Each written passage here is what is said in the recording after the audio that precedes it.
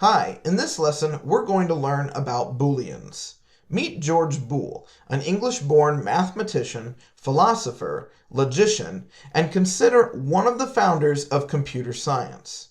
Boolean logic is named after George Boole, who was instrumental in the field of symbolic logic. But what is a Boolean? A Boolean refers to a value that is either true or false. While Booleans can only be one of these two values, they are widely used to control the state of many real-world scenarios. For example, we could create a variable called hasLeaves that stores a Boolean to tell us when a tree has leaves. So in the late spring, summer, fall, the variable hasLeaves would be a tree with leaves or a value true.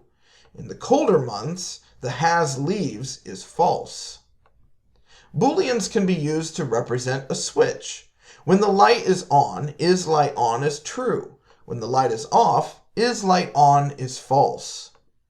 Booleans can be used as flags to indicate whether we should display something on a screen. For example, an online shop might use a Boolean to keep track of when an item is in stock.